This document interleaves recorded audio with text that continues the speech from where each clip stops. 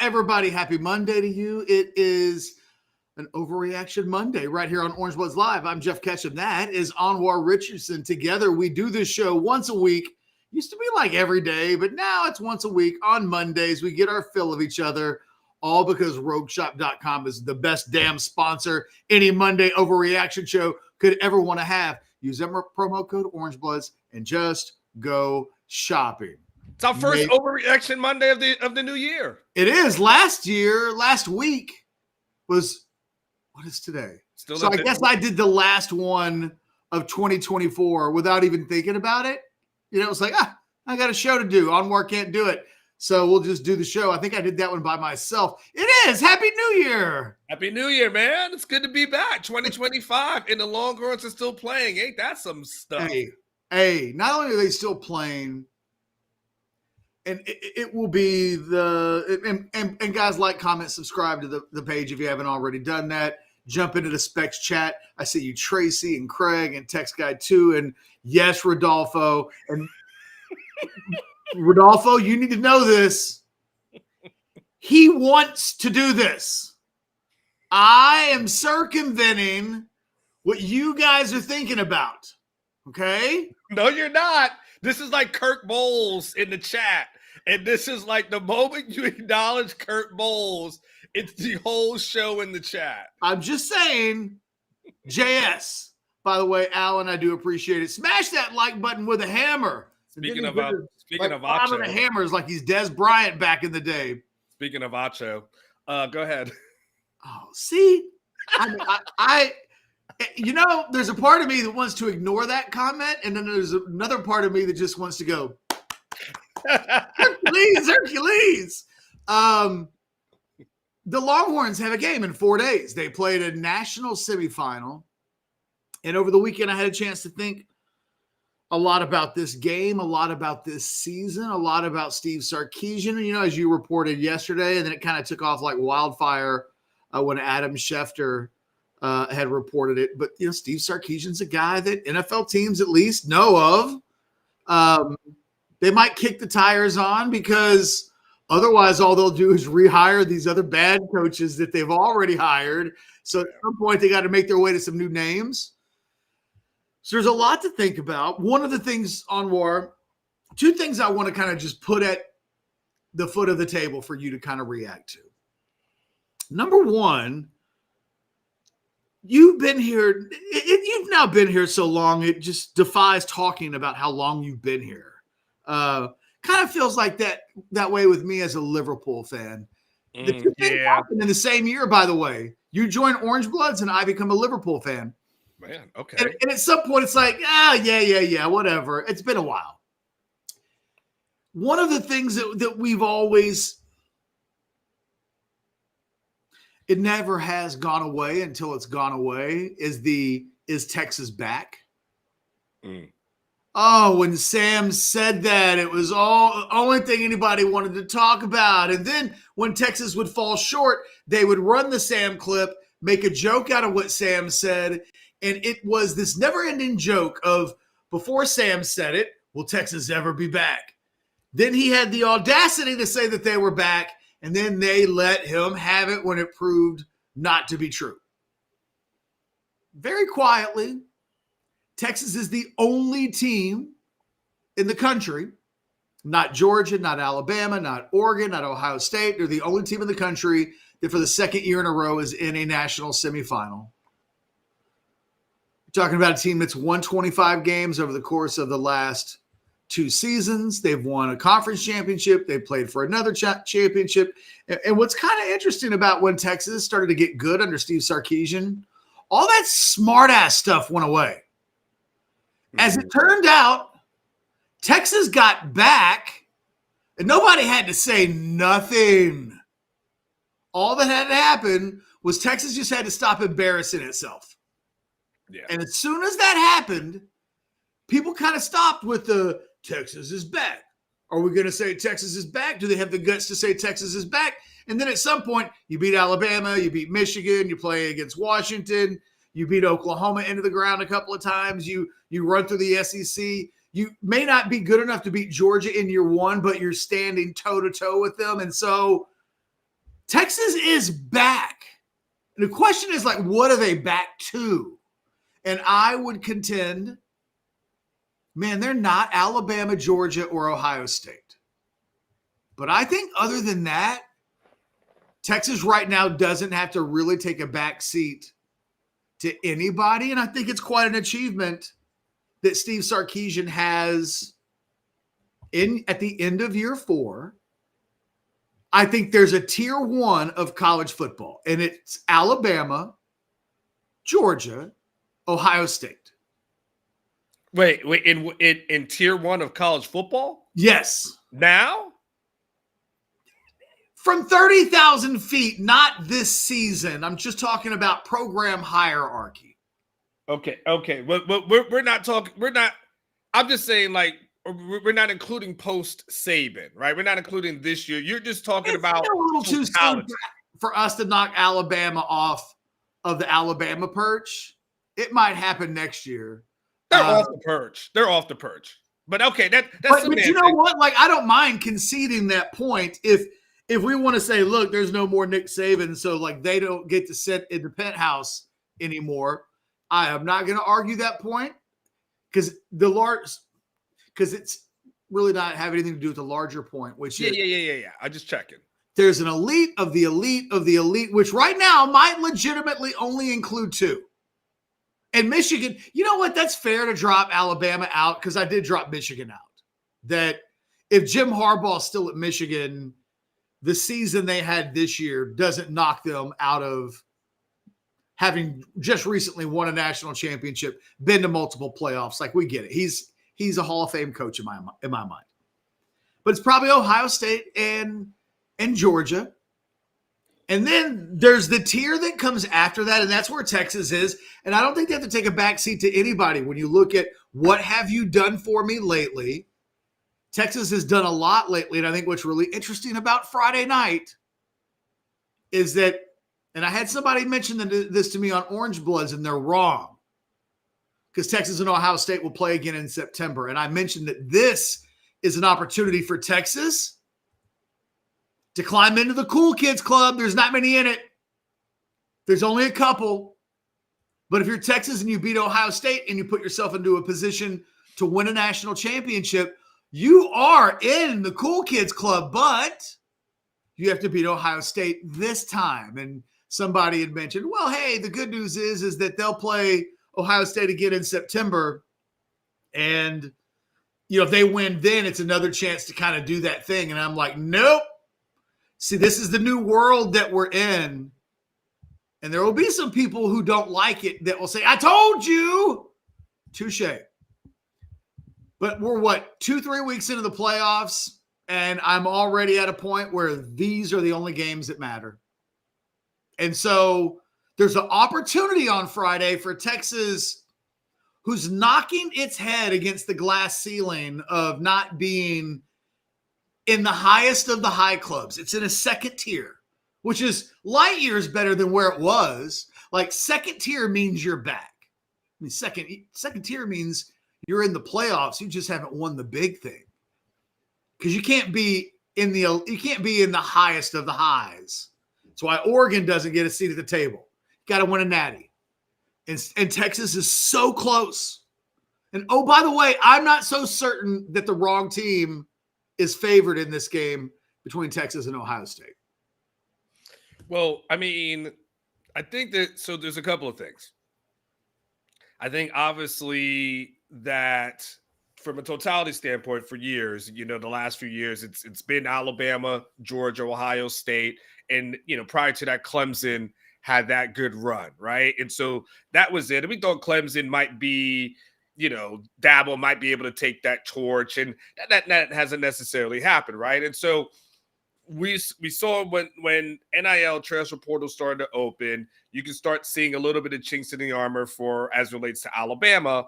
It was going to be tougher for them, in this NIL era. I believe that's ultimately what contributed to Nick Saban leaving, right? And so to me, then that leaves about 2 or 3. I think the thing that Sark has done is that he's put Texas into that conversation. Like, when we go into next season, we'll be looking at Georgia and Texas as Georgia probably is ranked number 1. Texas is ranked number 2. I don't even remember where I saw it, but somebody had Texas preseason number 1 for next year. And I was just like, yep, get used to that. Yeah, I mean, and more than likely, that's probably what's going to happen, right? So I said Georgia and Texas, but you know what? Texas has advanced further than Georgia. So and they had the quarterback. And Georgia, yeah, I don't know. Correct. So, and so they've got that set up where Sark's got this thing set up where it's not a fluke, right? It was easy to say, Big 12. You won the Big 12.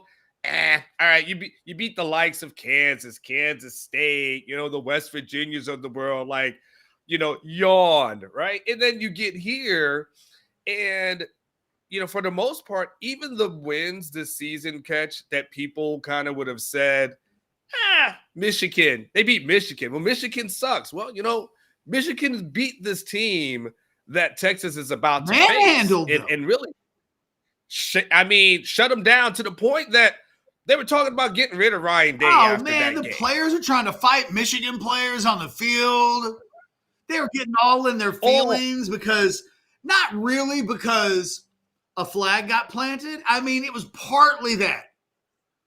But look, I've been there. Look, this is where guys at places like Ohio State need to lean on guys like me that played at Austin McCallum. Because they're just winning all the time. And what happens is they don't know how to react when they get slapped in the face. What you got to do at that point is talk to somebody who's been slapped in the face a bunch. Come talk to somebody that played at Austin McCallum in the early to mid 90s. We took some hellacious beatdowns. And it's never about any one beatdown. It's about the fact that they keep beating you down that eventually leads you to put a weird flag in the ground and complain about that one thing. And it's like, I get that you're mad about the flag, but are you really madder that you just finished a 4-year career and never beat those guys once? Because I feel you. I've been there for that. And yeah. And so I look at this Texas team. And while we cannot say that they're better than Georgia because Georgia beat them twice this season, and Georgia is out. So as fate would have it, weirdly, Texas is having a more successful season if you just want to go by postseason success, which is how I believe this sport is going to view itself for the rest of eternity. Georgia beat Texas twice, but we wouldn't say that Georgia punked Texas. They beat Texas, but one of the games was an overtime game. The other one was in Austin, but was a one-score game in the fourth quarter. Like, Georgia beat Texas soundly. That's fine. But you wouldn't say that Texas was anybody's punks. And I think one of the things that Sark, thank God, has been able to do is he ain't nobody's punk anymore. And whatever we want to say about this game on Friday, and who's going to win, and it very well could be Ohio State. They have a ton of talent. Their wide receiver talent is, quite frankly, what Texas thought their wide receiver talent was going to look like, and it's not quite that. But Ohio State is Michigan's bitch. That Michigan punked them a month ago. And whatever we would say about Texas, because Texas has lost recently in the last month as well, we just wouldn't say that Texas has been punked out by anybody. And I think when we go into the game on Friday, and it feels like a 50-50, 55-45 type game, one of those two teams isn't about getting punked, and the other one is. And I don't know that the thing that people used to make fun of Texas about, quite this big mouth and weak chin, I don't know that they're getting enough respect on the other side for, hey man, if these two teams go onto the Cotton Bowl field for a fist fight, who wins that game? And while I think Ohio State may be the more talented team by a little bit, I don't know that they're the phone booth, dark alley, small quarters fist fight team. And I think Texas might have a lot more of that in them than maybe Ohio State. And in a game that I think is going to be really close, 20-something to 20-something, I think Texas having a little bit more dog in them isn't something that we should completely sleep on. I don't feel like anybody's talking about that, but Ohio State at home could be bullied. This Texas team, that's not who they've been. But the thing is, Catch, when you look at really, if you look at, let's say, like the past 2 seasons, right? I mean, first of all, Texas doesn't have a lot of losses, right? So let's start. We'll start 4. there. So of those, yeah, I was going to say, of those losses, we're not talking about the things that you've talked about. Like we're not talking about Charlie Strong versus TCU, and it's 30 points in the first quarter, and we're like, what the hell just happened here, right? We're not talking about some of these ass kickings that we've seen. Oklahoma used to do to Texas. Well, Oklahoma. Or it just felt like they own that team. Yeah, but ironically, 2 out of the last 3 years, Texas has kicked Oklahoma's ass. I mean, just historically, outside of that. Yes, like 49-0 and then getting their ass kicked this year. Now, granted, you got to give them the Dillon Gabriel year of that thing happening with a secondary that was just, atrocious at the time. But Texas is going out against good teams, and they're competing. Like, for whatever may happen on Friday, Texas is not going to get their ass kicked by Ohio State. Like what the Ohio State performance that we saw just the other week ago, when it was just like they were tearing that team out the frame, they're not going to do that to Texas. That's not going to happen. I don't care how many field goals Bert Auburn misses. I don't care how many special teams miscues that are going to have. I don't care if the run game doesn't do what it's supposed to do. I don't care if this offense goes into a lull. At the end of the day, Ohio State's not going to kick Texas's ass. The thing that Sark has made sure of is that Texas will be every game. They will show up in every game, and they will make sure that it is, at the end of the day, a 4-quarter game. Now, you may go away with the win, but, it took, at the end of the, whatever we remember about Michael Penix in that Washington game last year, gotta remember, it was like a 1-score game when it was all said and done. I mean, even though he did hit God mode on his PlayStation button, it still was a 1-score game, and it still required him to drive down the field to get that win, right? And so the thing about Texas is, to your point, they have the 2 losses against Georgia this year. It's not the ass kickings. We're not talking about, just the things that other teams have seen and faced. And Sark's going to have them prepared. That, there's going to be some frustrating moments, but Ohio State will have to fight for this. Like there's nothing that's going to be guaranteed for them. If you think about the last 4 losses that Texas has had under Steve Sarkisian, you have the game in Oklahoma, or the Oklahoma game in Dallas, which ends with Texas taking the lead late, only to give up the lead late. But it was a last second score by the Sooners. Washington, Texas is in the red zone, throwing into the end zone 4 times with a chance to win in the final seconds. By the way, one score is 34-30. The other score is 37-31.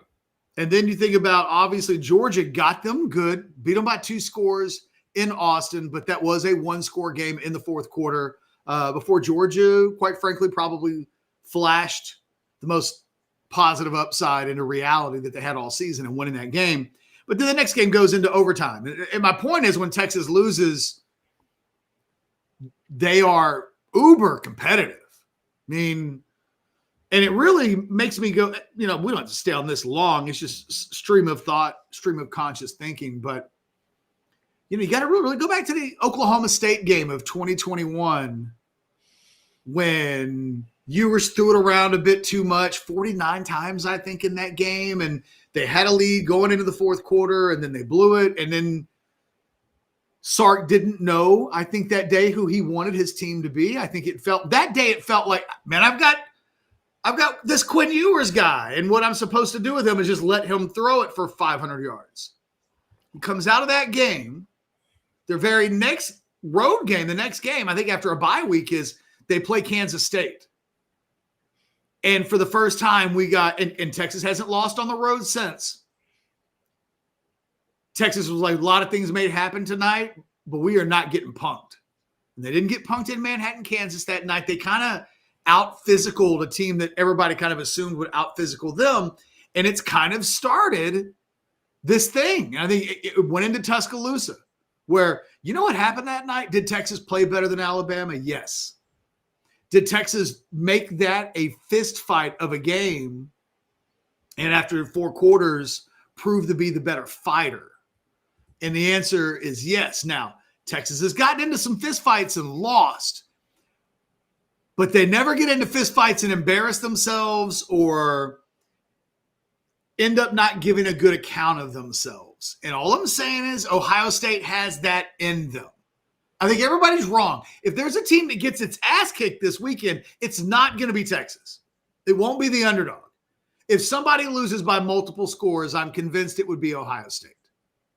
Because that's not who Texas has been the last couple of years. And maybe they won't be the best team in the country. Maybe they won't beat Ohio State. But nothing about their current MO suggests that they'll be in anything other than a fourth quarter game at worst on Friday night. Yeah, and I agree. And the thing is, if we see that version of Quinn that we saw, versus Arizona State, that's good enough, I think, as relates to Ohio State. And again, we know Ohio State is got receivers, and I know you mentioned those receivers. We know that. But for every card that you throw down, and I don't mean you catch, I just mean in a theoretical that you would throw down on Ohio State, like I could throw a Texas card down that would match it or equal it. It's like, well, Ohio State offensive line, but I'm like, well, they got a guard that's playing left tackle, and Texas has got some guys on the defensive line that are pretty good, and they've got some edge guys that are going to test them. I want to see you block Colin Simmons for 4 quarters. Let's see you do that. Let's see you do that with Trey. Let's see you do that with Sorrell. Do that for 4 quarters and then handle those guys up the middle.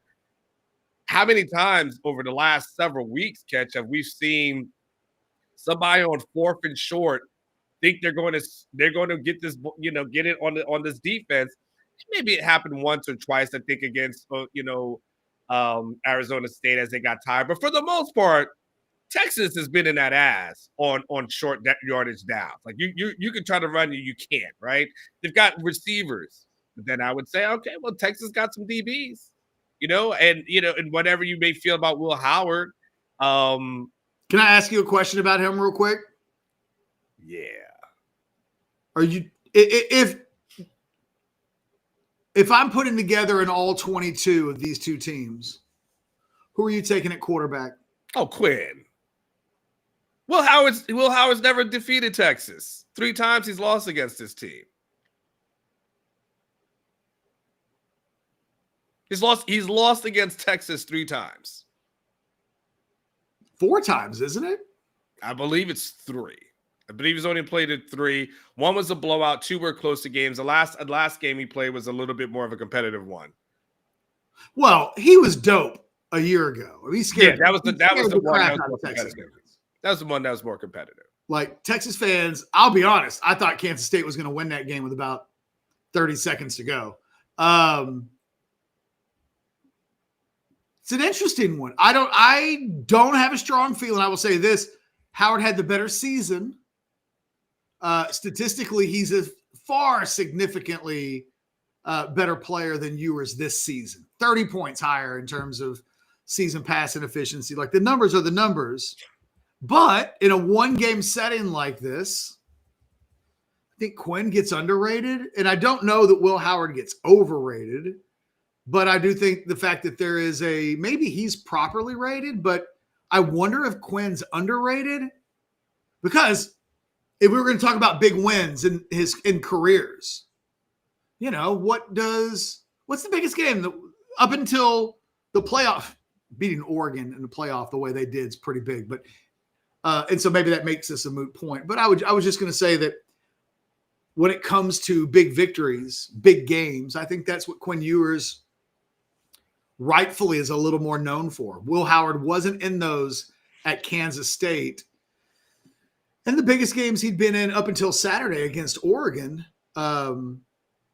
was Michigan, and they got pummeled. And then, before that, there wasn't a whole lot of meat on the bone. So, I mean, their schedule, if I just breeze through it, he's Akron, Western Michigan, Marshall, Michigan State, Iowa, the loss against Oregon, Nebraska, Penn State, decent performance there, but he had a 149.5 passer rating. Purdue, Northwestern, Indiana, Michigan, Tennessee, and Oregon. So, I think you can get to Will Howard and make him not a good quarterback. He had 100. His passer rating versus Michigan was at 100. No, they were awful in that game. Yeah. And the thing is, look, there's a part of me that thinks this is an ugly game on Friday. It could be. If we were with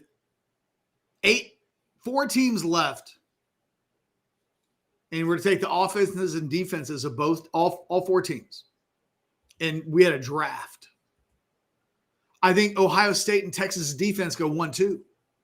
And then you probably follow that up with like a Notre Dame defense and then a Penn State defense. And then you might go Ohio State offense and then the other offenses.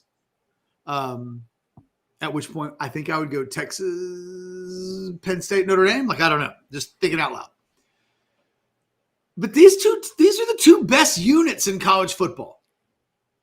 So, it wouldn't shock me if the first 1-20 wins this game, because both teams up front beat the other teams up front and that offensive line. Now I think the real advantage that Texas has in this game is that as an Ohio State offensive line that all season long has been okay. Got taken to the dog park by Michigan though, beat up physically. And I say to myself, well, I saw Texas play Michigan. Texas defensively up front can do that. If that's what Michigan did and Michigan had success, I think Texas can do that to this Ohio State team. And if they can, just like it did against Michigan that day in Columbus, it changes everything about who they are offensively. It's just that they might also do the same thing to Texas. That, I won't hold it against either quarterback if the first 1-21 wins this game, and I look at the other side, the losing side, whichever side it might be, they're playing against elite defenses. And, at some point in this postseason, I expect this Texas defense to be elite. Let's see it. Can I just say one thing too, this is just, and I know, I hear what you're saying. If I just throw in one other thing, that this should be an extra motivation, not for the team, but for the staff. Ohio State has kind of been an annoyance for Texas in the state of Texas when it comes to recruiting. They don't get enough guys from the state of Texas catch where you're like, oh, this is really, devastating. They come in here and take a Devin Sanchez. You would have liked to have that guy. They come in here and take a Riley Pettijohn, right? You would have loved to maybe, they're officially a pain in the ass. They are a pain. They're a gnat that literally just won't go away. They don't come and take the scrubs. No, they're not on that LSR number 65 taking those guys. There's a part, and again, it's just a small part. There's a part of you that you just probably just need to go ahead for the next guys in the 2026 class. who Ohio State is like, yeah, we're going to take the top 10, 2 of the top 10 guys, top 5 guys out of the state of Texas, you probably want to go ahead and maybe slap them around just a little bit, just to show some of these kids. It goes back to, what was it, Garrett Wilson, when he was. God, you can go back further than that. It's been going on for a while. There's some payback for Ohio State. Like, you just got to say, all right, dude, we're kind of tired of you, man. We are really getting tired of you. You guys are pains in the asses right now. I don't know how you're convincing people to go and play in 10-degree weather, but we're really kind of getting tired of your ass. You think? You think?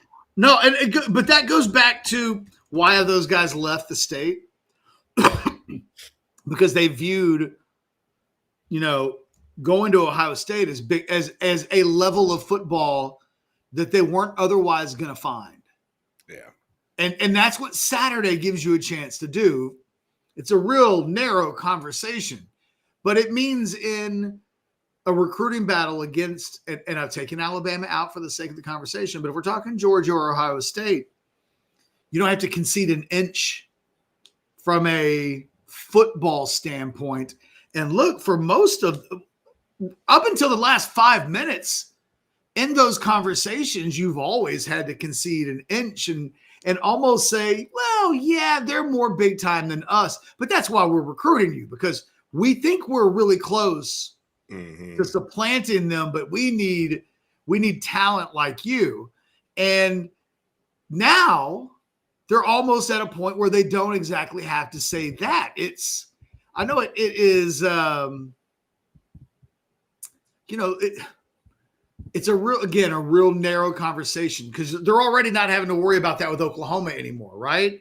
There's only a few teams in the country where if a kid in Texas it's between Ohio State and Texas, Ohio State feels like a business decision. And I don't mean from an NIL standpoint. I mean, it's like, I'm going to play football. And because they've been year in and year out, top 5 every year, playing for championships, and Texas hasn't. I think one of the things that mitigates Ohio State's success in Texas moving forward is Texas being able to neutralize those things. But to beat Ohio State would be a trump card in a conversation where if a kid thinks that one place is more big time than the other, show him that it's your place, that you're the one in the last couple of years is doing things, and it would include beating Ohio State on Friday. Look, if they beat Ohio State on Friday, Texas is going to win the national championship. Anwar, if I have a hot take of all hot takes, I think it's that. This is the national championship game. With all due respect to Notre Dame and Penn State, by the way, I was going to mention JT Barrett is the guy that really started the Ohio State to Texas thing when he was playing quarterback and leading them to champions. And then it gets frustrating, because it's a whole lot of not overwhelming, just frustrating. Like, it is overwhelming. You think it's overwhelming? I thought I viewed it more like, God, really? In the last decade-ish, okay? Okay. Dontre Wilson, JT Barrett, J.K. Dobbins, Baron Browning, Jeffrey Okudah, Garrett Wilson, Jackson Smith-Njigba, Donovan Jackson, and then, I think we stop at 8. We're not including everything that's happened recently with Riley Pettijohn, Calvin Simpson-Hunt, Sanchez. Like they've signed a bunch in the last couple of years. I'm freezing that at 2020. So in a 7-year window, that was a lot of first-round picks and like Pro Bowlers and All-Americans. So it's let me just tell you, if you thought about this Texas team, and I said, you know what? One Jackson Smith-Njigba, or one Garrett Wilson, or one Jeffrey Okudah, or one Baron Browning, or one J.K. Dobbins. Like just one of those guys. And the difference it would make on a team that's literally in the semifinals and might win a national championship anyway, is fascinating. Like, the margins on this are so narrow. When ultimately, whatever ends up being the final margin on Saturday or Friday, I wonder if the next day we'll look at it and go, it was kind of as simple as those two teams looked pretty damn even, but one guy had Quinn Ewers and the other guy had Will Howard. And and in a lot of cases in the NFL, that's the difference all the time. It's like, they gave Patrick Mahomes 30 seconds and you don't do that. We don't really typically think of college football quite like that. I wonder when this game's over with if we'll feel like Texas is a player ahead or away from, again, what I think would be winning a national championship, because I think that's what happens with the winner of this game. I think if there's one thing that concerns me, Catch, about this game from a Texas perspective, it's the run game. I mean, can Texas get this run game going against Ohio State, which doesn't really give up more than 100 yards per game? I think they're averaging about like 92. And the Texas run game is so fascinating because there'll be one game and you'll see it and you're just like, holy crap, can't believe that's going on, right? All your prize picks are hitting. And then you have like an Arizona State game, and it's just going nowhere. It's going absolutely nowhere. That's the thing for me is, can they get that run game going? Because I think the thing that's a problem for Texas is whenever they are in obvious passing situations, second and obvious, third and obvious. Because that's when these teams start bringing the house. They're just going to blitz on. If you stop Texas on first down, and then Sark does like a screen pass or something like that, and now you're in 3rd and 9. These teams they just pin their ears back and they just bring the house. And so that's my thing. Can Texas run the ball effectively to keep Ohio State's defense honest? Like that. That's my biggest concern. I think if Texas can run the ball, I like Texas's chances. I think if they become a one-dimensional team and you need Quinn to throw it 30 plus, 40 plus times, I don't know if I don't know if that helps Texas. That's my biggest concern. Feels like Ohio State's probably saying the same thing about itself to a certain extent, that Will Howard throwing the ball that much sounds like potentially problematic. Ruben, you had a super chat a million years ago, and apologies for us getting to it late. Do you think, for $5, thank you, Ruben, that this game will require Sark to trust Burt within 35 yards, or will he do more fourth down calls? And thoughts if UT goes up 10-zip early? Well, let's start with the last part first. Thoughts on Texas going up 10-zip early? That sounds fantastic. I mean, that would mean Sark's opening script worked perfectly, right? And so if you can get up 10-0, yeah, absolutely. Like that's, you don't want Texas playing from behind. Like I said, I don't need Texas in obvious passing situations. So I like being ahead personally. 100%. So if you can say Texas is up 10-0 early, and now you got to force Ryan Day, who, he got outcoached in that Michigan game. I know it's just one game, but he got outcoached. And so if you start putting the pressure on him, I like that. Yes, it'd be fantastic. And again, with Sark's opening script, that's totally on the table. All right, so channel your inner Sark here, Anwar. What are you doing with Burt Auburn? And Ruben has it listed at 35 yards. Let me do this. Tell me when to stop, when you're comfortable with Burt Auburn, okay? 20-yard field goal. Yes. 25-yard field goal. Yes. 30-yard field goal. Yes. 35-yard field goal. I'll try it. Yes, I'll try it. 40. No. We're going for it. It's a hell of a thing to have to worry about going into the semifinal of a national playoff. They have to. Plus,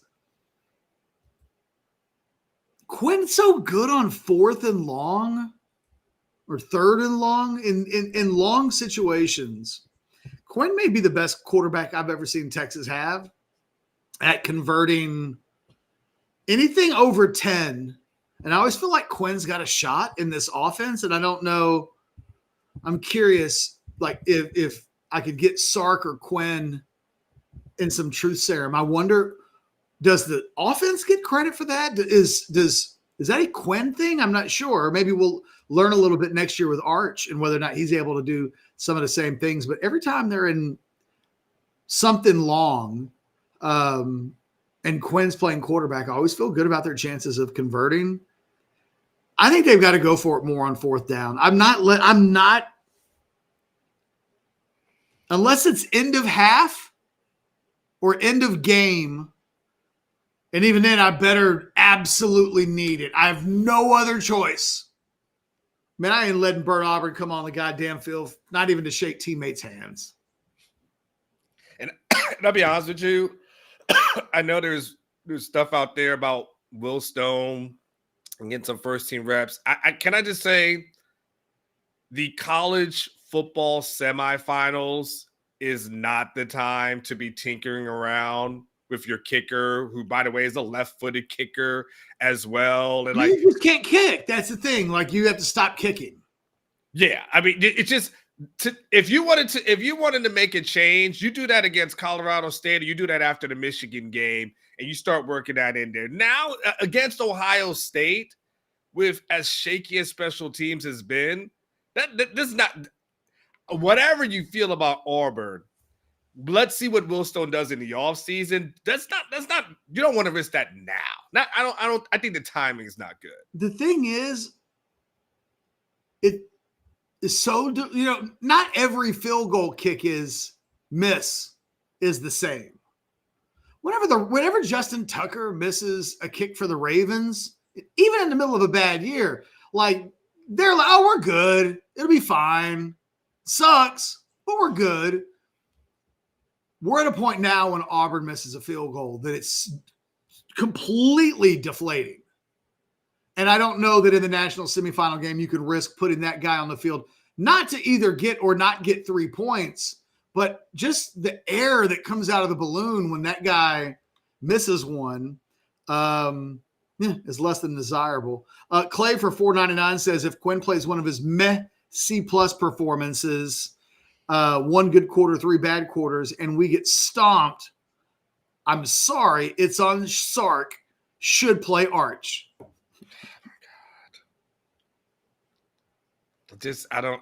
Okay, Clay, you're entitled. I can't. I'm trying to start off 2025 with some positive vibes. I can't do it, Clay. I cannot. That's going to be you get to the semifinals, and that's what your thing is going to be. At the end of the day, we should have played this guy instead of the guy who's led us to how many wins over the last 2 years? Okay. Hey, sometimes 2 things can be true at the exact same time. And Anwar, you are 100% right. And like, I'm vibing with you. I need you to know that by somewhat playing the devil's advocate here, I am not doing so in disagreement with you. I'm actually team Anwar on this one. Matter of fact, here's the reason why I just put my head down. Because I knew what was going to be said and how you were going to say it. But to Clay's point, and Clay, sometimes bedside manner is everything. Everything. It's when you say something. It very much reminds me of The Big Lebowski, where it's like, you're not wrong, Donnie. You're just an asshole. Now, Clay, I'm not saying that about you, just so you know. I'm just saying that's the metaphor that I'm using.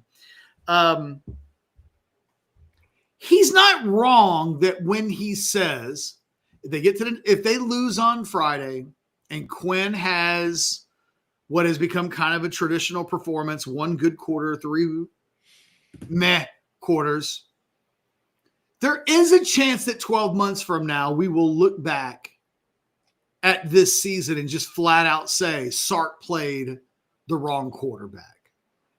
Because Arch's upside is what it is, and Quinn hasn't hit his upside truly. As good as he is, from an NFL prospect, I don't think we know what he is, although he could still be a first-round pick. He could be a day 2 pick. There are people who absolutely think he should come back for another year. Clay's not completely wrong. Today's just not the day to have that conversation. This week you can't call in Arch now. This is literally the reason why you play Quinn and give him 3 years worth of starts so that in the biggest game of the season, you've got a guy that started 30 games, 20-something games, whatever the case may be. And look, I think it did pay off in overtime against Arizona State. I would say no matter how good I think Arch is, he could not have done better than Quinn Ewers when Quinn Ewers was absolutely pushed against the wall and forced into a position where you either make a play or your career at Texas is over. But Clay, I do feel you, but bedside manner. Can I just say, like, at the end of the day, like, I'll just go, can I just dip back into I'm a Texas guy now, but dip back into my Florida roots. Everybody knew at some point that Tim Tebow was going to be that dude, but he still had to sit behind Chris Leak before the opportunity came, and so. But only for one season.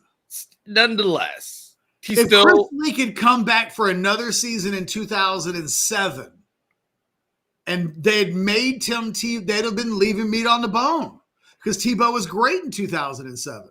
Yes, but that being said, you were still able to win with Chris Leak.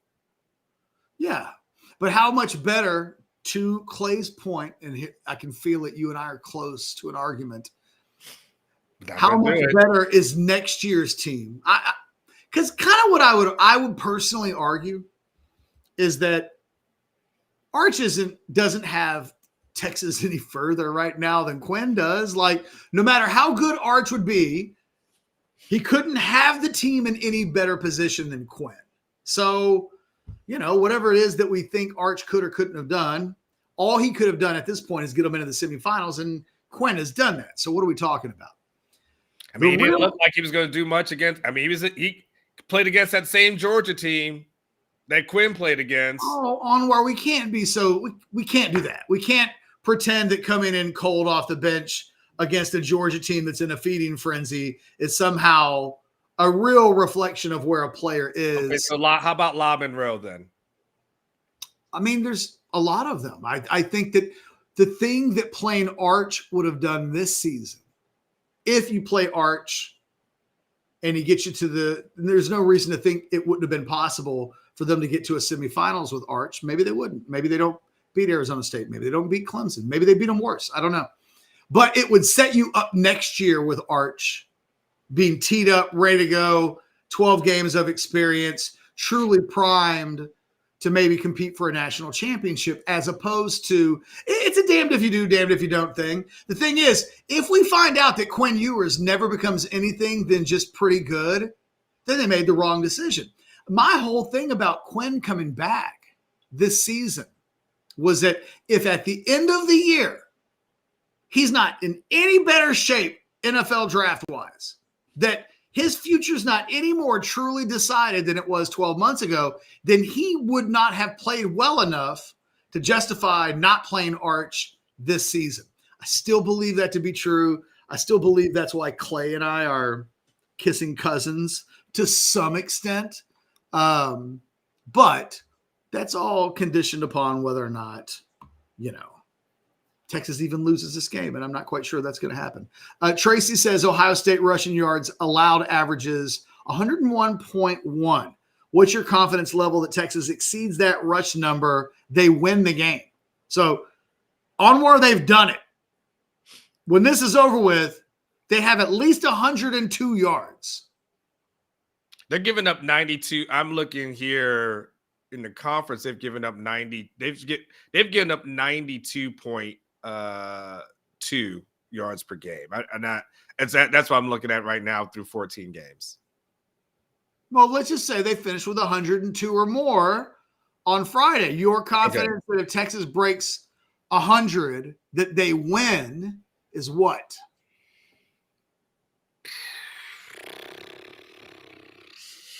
50%? I don't know if 100 is enough. By the way, I don't know that Tracy maybe he does. Anwar hates being forced to do a number. So I hate percentages. I hate percentages. I hate to do that. Congratulations, Tracy. You got Anwar to kind of give a percentage answer. I don't think 100's enough. Let's say because you can divide that, right? I can do 40 from Wisner, 40 from Blue, 10, 20, okay. They sneak in a 17-yard Wingo reverse. Yeah, I mean, like, what I'm saying, I can splice that up, and that's not enough. Like, if now you're telling me, for instance, if you're telling me Wisner himself has, let's say, $125, $130, I would feel good about that. But 100 overall as a team, I'd probably take it less than 50, to be quite honest with you. Like, well, I think what it does is it makes me, I think I feel the same way about both teams. So if you told me that both teams finished with 100 yards rushing, I'd probably 50-50. I don't know.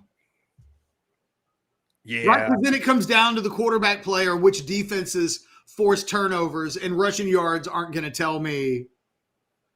At that point, if both teams only rush for 100 yards, does a punt return or a kick return decide this game? I mean, if we're canceling out the ground games, we haven't left a lot to be the margins of either victory or losing.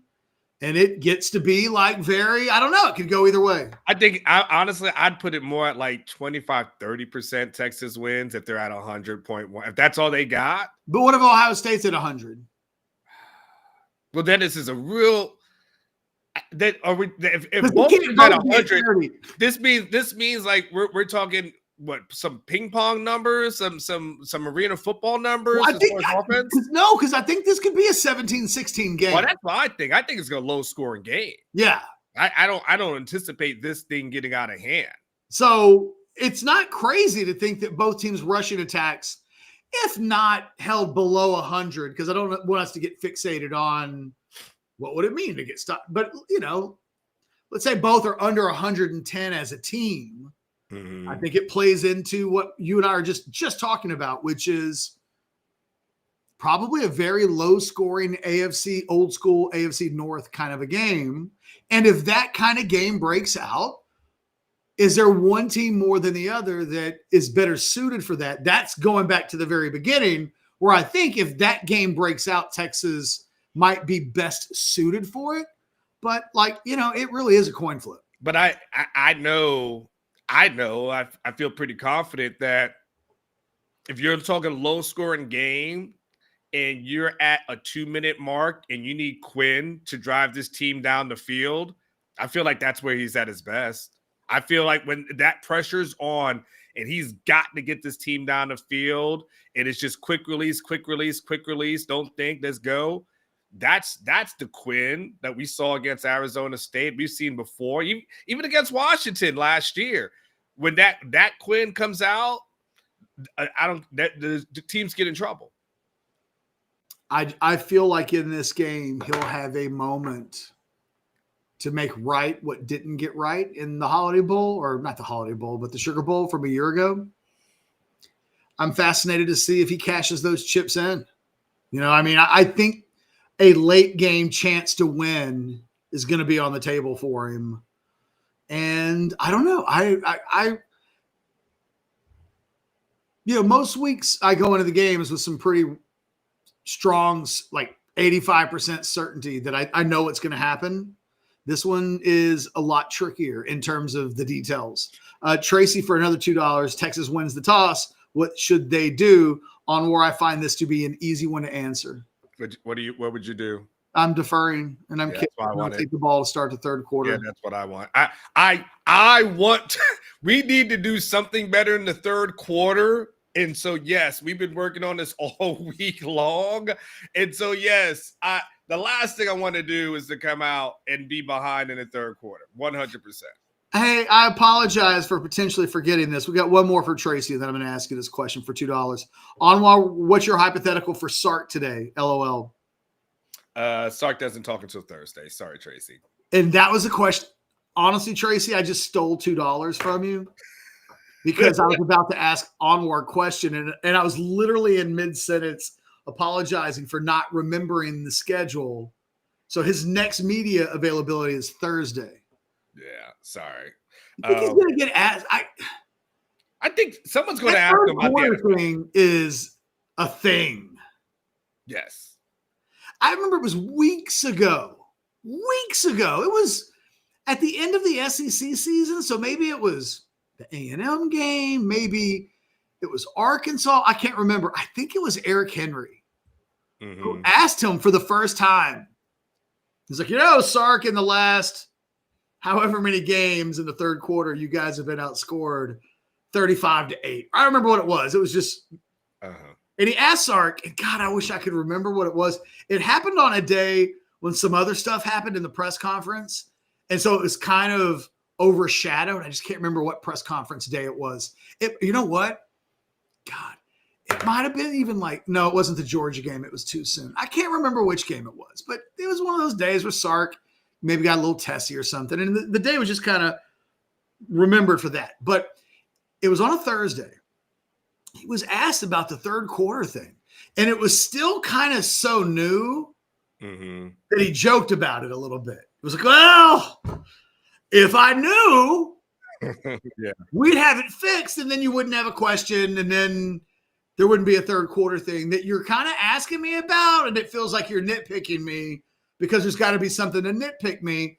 But in the beginning, when it was already starting to be a thing, but not taken seriously as a real thing, he admitted, I don't have any idea what we're not doing. I can't explain it. Now that at least a month has gone by since that, now it's really worrisome that it keeps happening because he told us he doesn't know why this is happening. And that it keeps happening leads me to believe he still doesn't know. And, I wouldn't want to be the guy on Thursday that's like, Sark, why do you guys suck in the third quarter so much? But it is a real storyline on Friday night. Like, that cannot happen. I mean, it's first of all, later in the week, Sark is way more testier than Monday. Day before the game, Sark. Oh yeah. So first of all, you got to know he doesn't want to even. He doesn't even want to do this the day before a game. Like this is an annoyance. I feel like he likes to talk on game day, but I think he hates to talk the day before the game. He does, and the thing about Sark, and this is where I'm good at reading body language. Sark, for the first 20 minutes or so of because these press conferences are long, right? The first 20 minutes or so, he's good. And then he just starts to wear down. He starts getting tired of shit. And you can, I'm telling you, I've sat there and I've seen him just staring off, when someone else is getting asked a question. And I can just tell him just thinking why the hell am I here, dude? So, yeah. But it'll be interesting. By the way, man, people got, Sark and I are cool. So I know it's good joke stuff, but I'll let you know. I like it better that people think you're feared. Do they think they're feared? No, they think to certain. I don't know what the perception is. Some people may think that Sark and I have this back and forth, or Sark doesn't like me, and so there's this contentious thing. But what's funny, Catch? this is in when I covered the NFL, we just called that Monday. Well, yeah. Like you and a coach going back and forth. Like it's nothing to me. That's why Tom Herman never bothered me. Well, Anwar, that's one of the reasons why I hired you in the first place, was that I wanted somebody who wouldn't come in and be, you know, what the market is. Well, like I wanted a real reporter and not like somebody who's glad to be on the Texas beat because that had been their dream job their entire life. What did you say? Like you guys asked some people like questions about me and they were like, he's good. He can be a little testy at times. I like that. And you were like, I can deal with that. I talked to your competitors back in the day. Like I talked to other people who wrote for like Detroit newspapers. And they were like, yo, man, guy's a dog. He will work. He likes to break stories. He's not content. Hey. Yeah. That's what's up. But he'll have a little attitude every once in a while. And then you just get that. My favorite part of the year is when you were trying to ask the hypothetical and Sark wasn't going to let you finish the answer or the question. And you, the asshole part of you came out just a little bit when you were like, hey man, I'm just trying to find out if like Quinn's done any good or not since he's been here. It's all instinctual. It was all instinctual. Oh, it was fight or flight at that point. And your hackles popped up. Yeah. And I thought, you know what? That he only showed him a little bit. He didn't like hit him with a fastball, but he let him know that the fastball's got a little movement coming in at 98. That's all I thought that happened. It's my favorite moment of the press conference of the year, barring Terry. Really? Is it? Look, here's what I want to have. This is my New Year's resolution. Okay. For 2025. And if Terry from Horns Illustrated is out there, here's what I want Terry to know. Just like with Scottish Guy, whenever Texas has a game that week, I envision what music Scottish Guy is going to sing that week. Mm-hmm. I need Terry quoting somebody every week. Yes. Every week. Yes. Every goddamn week. So Terry, I will help you. I'll think about this in advance. I'll be like, okay, next week they play North Texas. Who do we quote? That's, I'll maybe, and then it's up to Terry to show up. Yes. And go, coach, it was the great Roy Orbison who sang Only the Lonely. And I got to ask you, late in games when it's just you on the sidelines and you have to make the decisions on whether to go for it on 4th and 5, how lonely do you feel? Like, I want to be with Terry for that. You know what disappoints me the most about Terry is when he asks kind of a normal question. Terry, I'm like, dude, what? No, you have a room full of normal. Let those normal people ask their normal, boring ass questions. When Sark, his eyes lights up when Terry's about to ask a question. You know what's going to happen one day? Terry's going to break every story. It's going to be Sark feeding him information. Terry's become the new modern day Ed Clements. He has been. And look, Ed's got a job for like 40 years. Isn't that the thing? Like if I told Terry right now, hey man, just so you know, you can keep doing what you're doing, covering Texas for like the next 30 years, but you just have to lean into you. At one point, Ed Clements just decided, you know what? To hell with everybody. I'm going to be me forever. And it kept him employed. It kept him beloved. I'm telling you and I will never be loved. Not like that. We can't. Not like that. We can't. Terry needs to lean into it and realize he's got a growing fan club because of it. I mean, and the thing is, I kind of joked about it. Now, I think he's a rock star. Be a rock star. Here's what you don't want to do, Terry. Don't be a one-hit wonder, Terry. Yeah. Don't you quit us with that Bob Sager take and then be like, well, all I had was a little Detroit City in me and I got nothing else. No. You gotta be you. Like, imagine the next press conference, like some in 2025, and I ask Sark something. He interrupts me. He's like, I'm not answering that. Do you want to rephrase the question? And I'm like, no, it's okay. You're gonna be like, what the hell? What happened to you, Anwar? Like, we expect you to go back and forth, and you just decided that, no, okay, coach, I'm sorry that I asked. I want him to quote like some Cyndi Lauper and just be like, back in 1983 when Cyndi Lauper was hanging out with Captain Lou Albano and did the video for Girls Just Want to Have Fun. There's a lyric in there. Sark, how much fun do you want your guys to have this weekend against Ohio State? Like, come on. The thing is, that's about Terry, and then I got a Sark question for you. I know we're way over time, right? Like, Terry, he was like, yeah, I think I need to start doing some YouTube videos. I'm like, hell yes, you do. I will watch your videos, man. Could you imagine Terry with the right backdrop and the right everything? And then he would, it would be great for Terry, like a call-in show. When people are like, Terry, what do you think about this? Man, don't worry about it. It's kind of like, look, Terry, we're not trying to be your agent. Yeah. Look, I'll let Terry have a show on Orange Bloods Live. But he has to ask. That's all I want in return. Terry, you can have a show on Orange Bloods Live. We've got time slots available.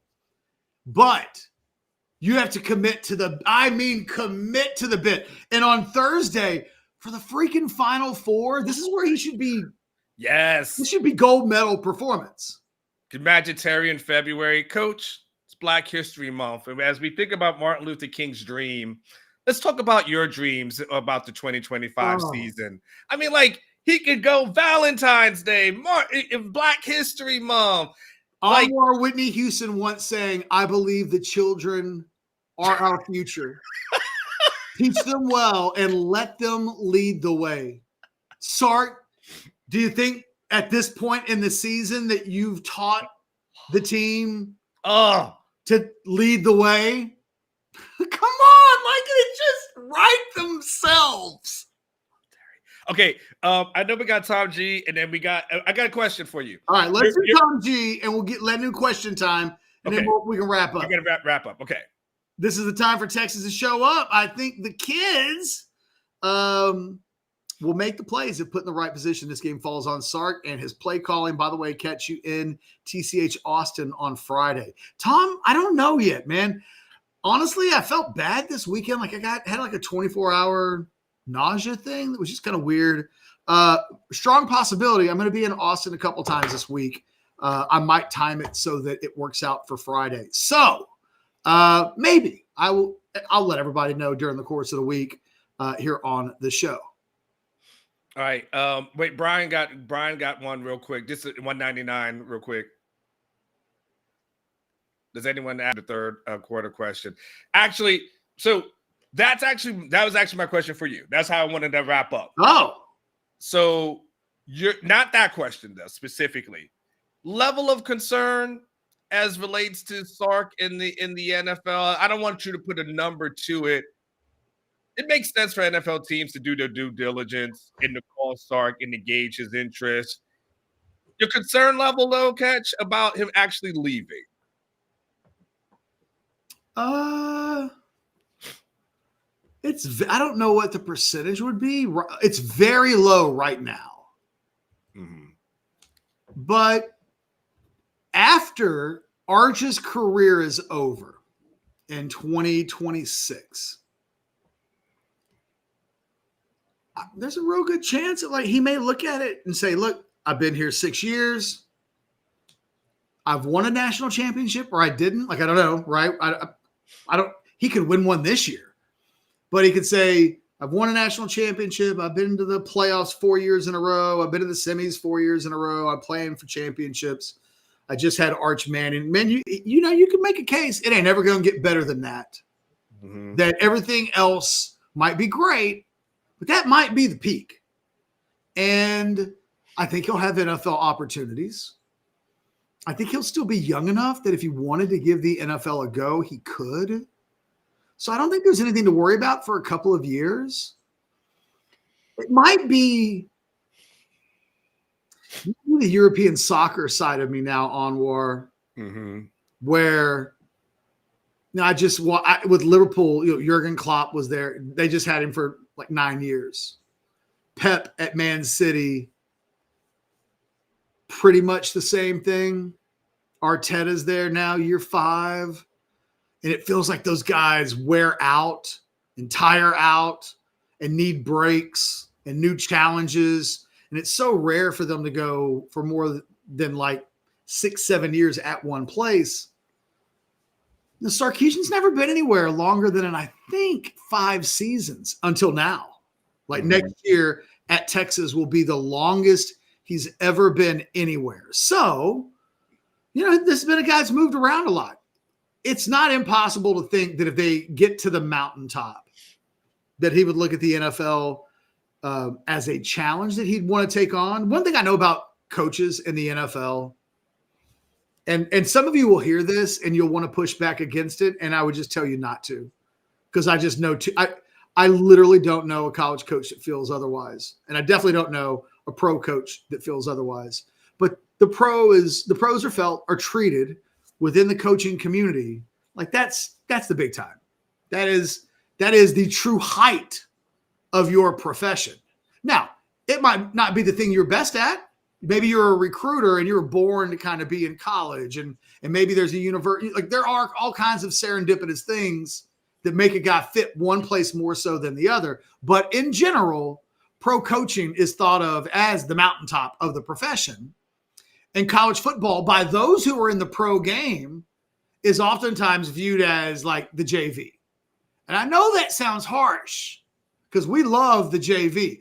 Hell, Anwar and I, our entire careers are literally embedded in the JV.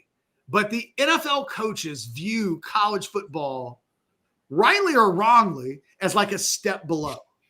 So whenever we talk about a guy like Sarkisian that's dabbled in the pros a little bit, it's hard to say, well, that guy definitely won't want to take the pro challenge. Yeah. Because it is, especially to be a head coach at the pro level, like that, those guys know there are 32 jobs. They don't become available very often, and only a couple of handful of people in the whole world get them. So. And by the way, Catch, when you start thinking about like, because I know everyone will say, because from a Texas perspective, it will never happen. I'll just say this. It may not happen this year, but to your point, when you start thinking about like Sark, people always ask Sark about friends and stuff like that. When he starts naming guys, who does he name? Sean McVay, right? Raheem Morris, right? He doesn't really name, he'll say Pete Carroll as a mentor. He doesn't name like Mike Gundy. They don't even drop a Belichick in there just to like, you're right. It's always pro guys. It's always pro guys. The only college guy, look, Lane Kiffin's his boy, but they both have some NFL in them, right? So they have that thing, with them. You don't hear him say like, oh yeah, I know that Boise coach. Oh yeah, I'm really cool with these guys. Like his guys, his circle is usually more NFL guys than they are any of these college guys. So you never know. We'll see what his heart is at. But I just one of those things like with coaches, you and I always know, just never say never. Just the moment you say never, that's when you get in trouble. It is like, I'm a Liverpool fan. You're an Arsenal fan. And you're talking about two of the best teams in world football today. But we both understand that if Real Madrid comes and wants one of your players, like doesn't matter, it's not an insult to you.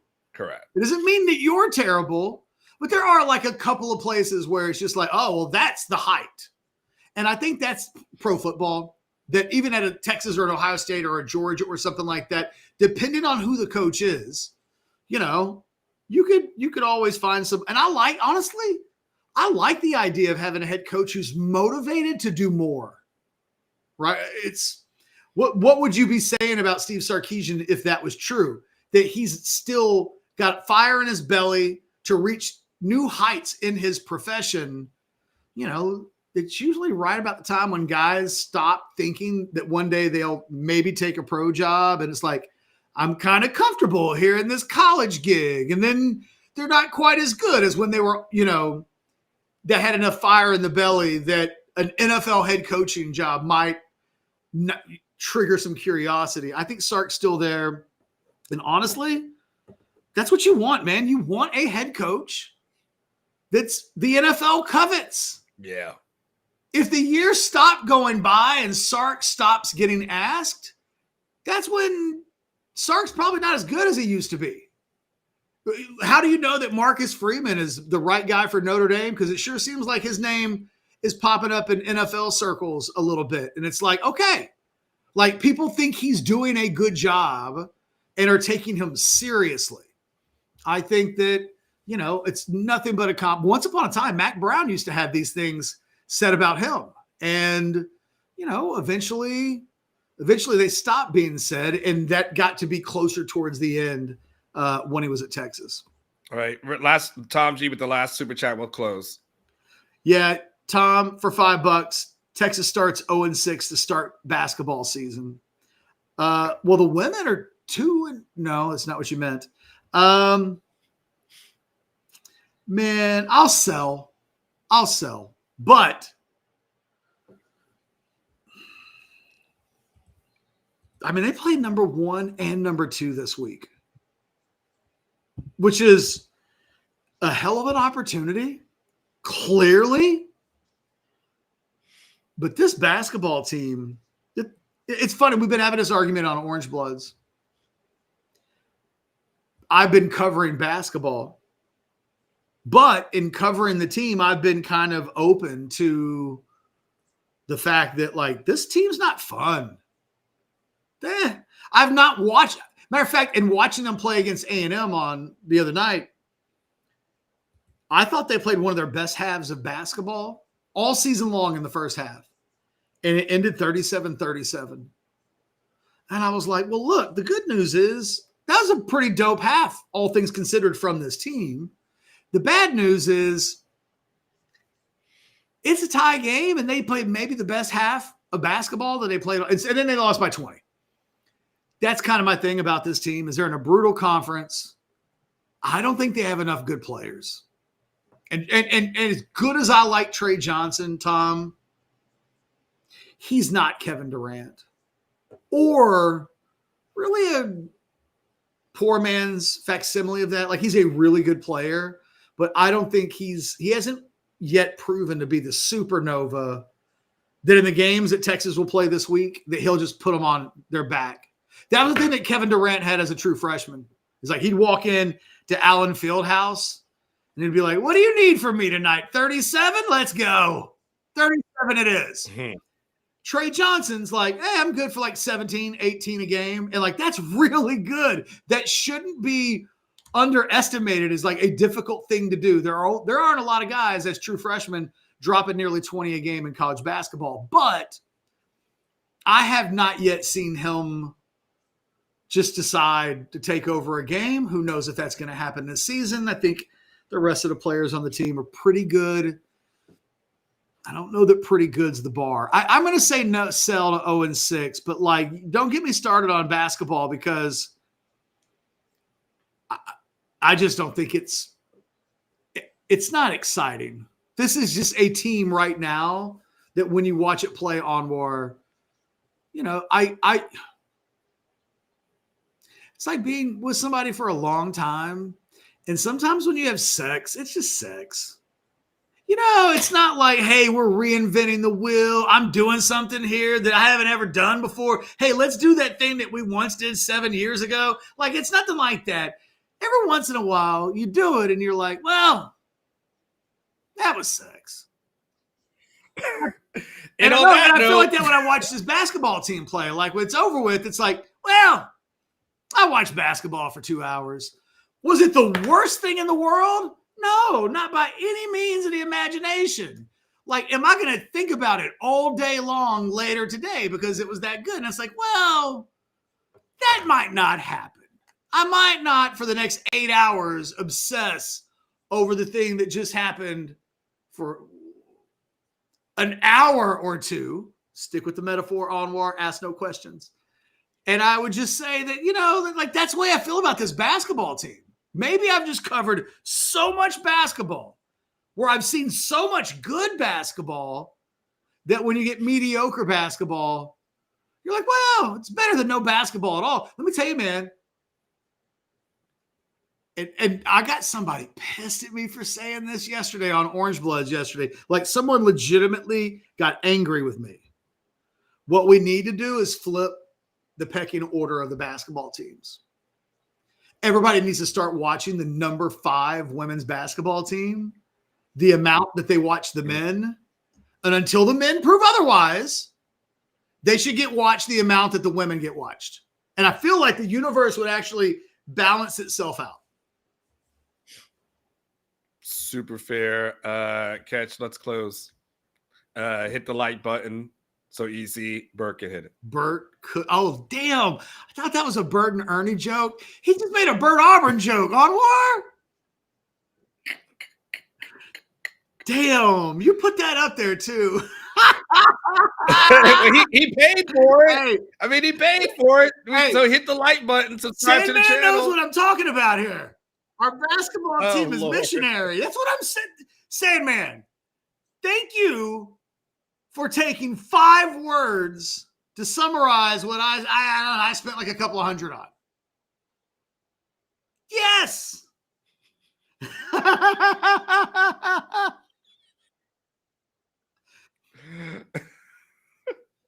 All right, you got a show today at noon? Somebody said, Rodolfo, real quick, hopping in with a hot Tua. Hey, Rodolfo. Hey, whatever you do, don't send her money, just FYI, or listen to anything that involves money and hot Tua girl. But yeah, man, Rodolfo. I think it's too late. I think that ship sailed. I think people are trying to get their money back. Sometimes like tens of millions of dollars can't get back. And sometimes if you're like, I was going to invest in the hot Tua you deserve Bitcoin what you get thing, at that point. and I'm just supposed to. You know how I feel about that? That's a little bit like feet girl. She hooks them. I gotta be honest. Look, man. Yeah. If somebody was like, "Look, I'll be your sugar daddy. I'll pay your bills. Take some feet pictures, and like, we need to, whatever." Right? I'm not judging, but like, don't get taken and then get upset about it. That's my only thing about she hooks him. I'm like, yo, dude. All right. Well, I know I do not hate the hustle off the rails, but if you decide that you're gonna pay her bills and you're getting nothing in return, man, that's kind of on you. Just a little bit. And look, I ain't mad. Look, I've recently, like my wife and I offered to help someone who is like lost their house, lost their job. Like sometimes you do nice things for people just to be nice, but Barry's into the show today. Leading question. Barry's playing so well this season. But last week I thought it was a Baron Sorrell game on defense. Kind of just the guys up front. This week, I think it is a Colin Simmons week on defense. And I think it has to be a Quinn Ewers on offense or else. So there we go. That's mine. Yeah, that actually would be my two. Those are my first two that come. If it's not a Quinn Ewers offensive MVP, I don't know what this thing looks like. There's a part of me that I could be talked into Matthew Golden but if you can do Matthew Golden, you can certainly do Quinn Ewers. If it's the Super Bowl, unless his name is Jerry Rice, the tie goes to the quarterback over the wide receiver every time. Yes. 100%. 100%. It's actually kind of crazy that Jerry Rice won a Super Bowl MVP over Joe Montana. Think how good Jerry Rice had to be that Joe Montana led that team on an 86-yard touchdown drive in the closing minutes. And they gave it to somebody who wasn't even involved in the game-winning play. That's how badass Jerry Rice was. 100. All right, kids, let's get out of here. You got a show to do in 90 minutes. Oh, yeah. I'll be back. 90 minutes. Hit the like button. Subscribe to the channel. If not, do it in 90 minutes. No, if you're going to do anything, rogueshop.com, use that promo code OrangeBloods. Pain, anxiety, sleeplessness. You just want to take the edge off. You want your pets to take the edge off. Trust me. Sometimes it's needed. Just go to the website. Just check it out. Go to the website. If you have any questions, Shar and Richard will be there to answer their questions. They are probably my favorite family member among Orange Bloods Live family members. I know you're not supposed to have favorites, but somebody's got to be Marsha Brady. I think Rogue Shop, the Marsha Brady of Orange Bloods Live. Guys, we'll do it again on Monday, but you'll see Anwar and I on Orange Bloods Live all week long in 90 minutes, but throughout the week leading up to the game on Friday. So don't you worry your little head. There will be more of this. Until then, you guys take care. See you.